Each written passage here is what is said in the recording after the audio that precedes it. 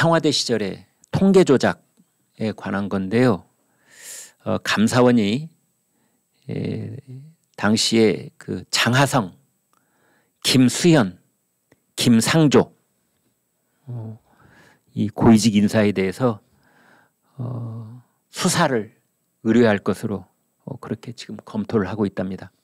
문재인 정부의 집값 통계 개입 의혹을 감사 중인 감사원이 당시 한국부동산원, 부동산원, 국토개발원 하는 식으로 그 원입니다. 부동산원.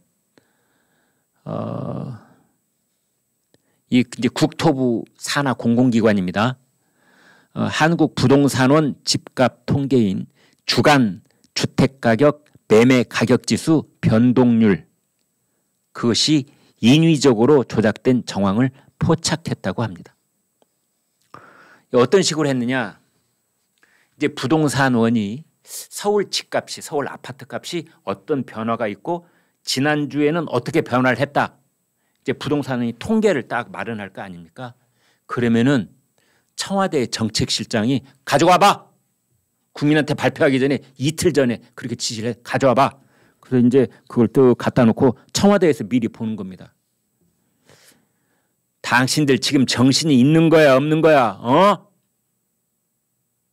문재인 청와대하고 국토교통부가 지금 22번째 부동산 정책 발표해가지고 집값이 서서히 잡혀가고 있다. 이렇게 국민들한테 알려야 되는데 뭐라고? 또 사고 뭐 최고치를 경신했다고? 부동산 원장 누구야? 전화 좀 연결해봐. 여보, 당신 정신이 있어 없어 지금?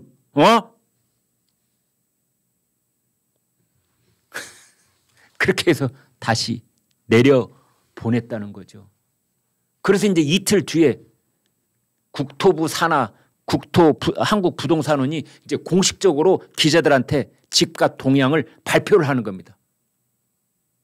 그래서 원래 청와대에 보고를 했던 집값 동향하고 이틀 뒤에 국민들한테 발표하는 집값 동향하고 차이가 있다는 거죠. 원래 청와대에 보고했던 것은 이만큼 올랐다라고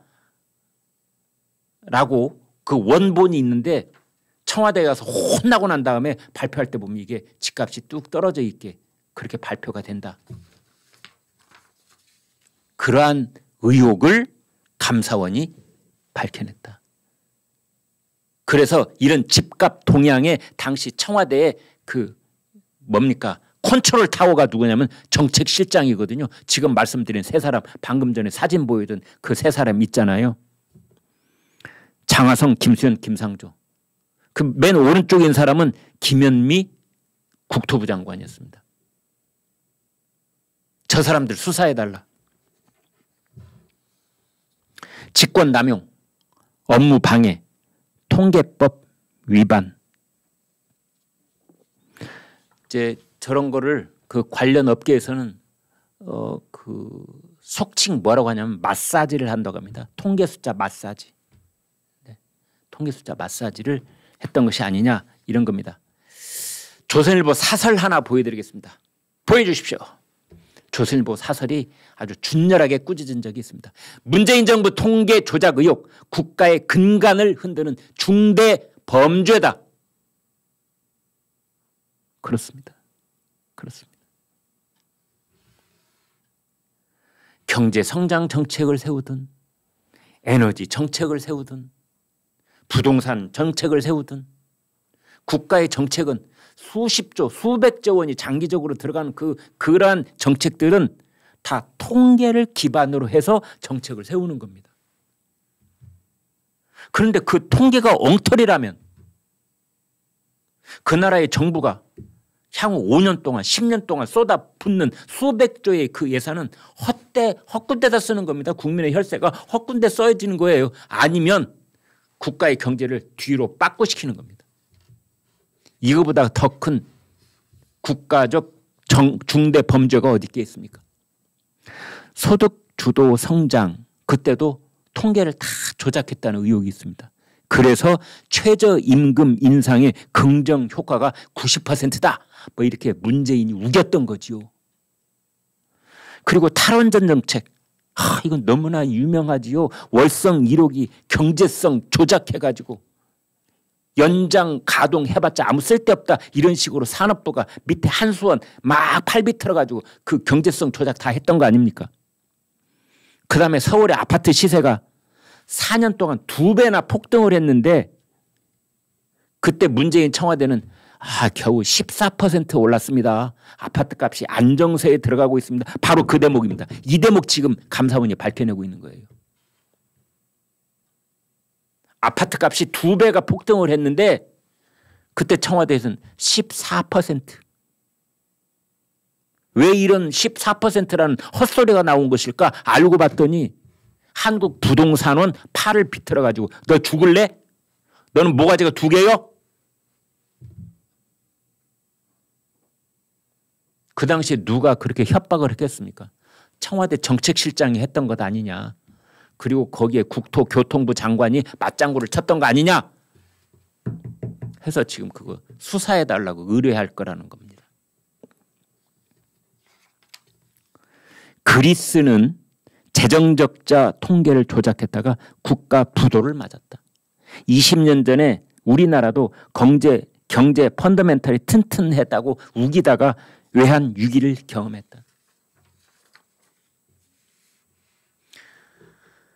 이 정책 담당자들이 저지르는 고의적 범죄, 정말 자기 정책 철학이 있어서 국가 운영 철학이 있어서 정말 정직하게 그걸 운영을 했는데 세계 경제 정세가 그냥 요동을 치는 바람에 그게 실패를 해서 결국은 우리나라 정책도 실패를 끝났다.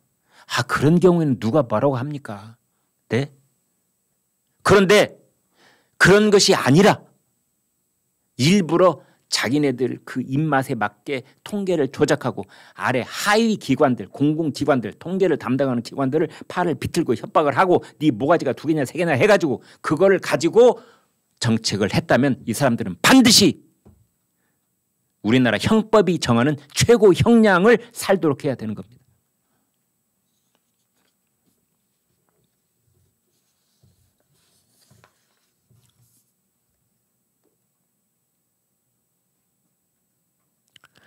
문재인 정권 때 청와대에서 국정 홍보 비서관을 지낸 윤재관이라는 사람이 있는데요. 그 사람이 책을 냈답니다. 나의 청와대 일기. 근데 이것을 이제 문재인 전 대통령이 보고 나서 아이고 무척 반갑고 고마운 책입니다. 단 한 건도 군품과 관련된 부정비리가 없었던 당시 청와대 사람들에게 고마운 마음을 전하고 싶습니다. 라고 했다는 겁니다. 그냥 웃죠 뭐. 참 이런 거 보면 말이죠. 문재인 전 대통령이 자신이 대통령으로 있던 5년 동안 청와대에서는 단 한 건도 금품 관련 비리가 없었다라고 얘기를 하는데 이거 어떻게 봐야 됩니까? 유체 이탈 합법? 이거는 좀 부족한데요. 그럼 뭐라고 해야 돼요? 떡 나간 사람?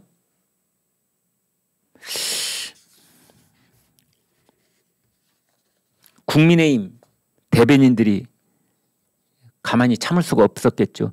퇴임 후에 잊힌 사람으로 돌아가고 싶다 했던 문 전 대통령이 자가 당착에 빠져 가짜뉴스를 생성하고 있다. 하루가 멀다 하고 문재인 정권의 탈원전 태양광 비리가 속속 터지고 있다. 4대 강포 해체 부당 개입, 전방위적인 통계 조작, 월북몰이 및 강제 북송, 울산시장 선거 개입, 문재인 정부 의혹에 대한 사법 리스크는 아직도 현재 진행형이다. 단 한 건도 금품과 관련된 부정비리가 없었던 청와대라는 발언은 전직 대통령이 스스로 자화자찬하며 가짜뉴스를 만들고 있는 것이나 다름없다. 진영으로 갈린 대한민국을 극단으로 내몰고 있는 책방 주인이 국익과 국민을 저버린 채 동네 책방을 매개체로 갈라치게 팬덤 정치를 도모하는 모양새다. 시원하게 얘기했네요.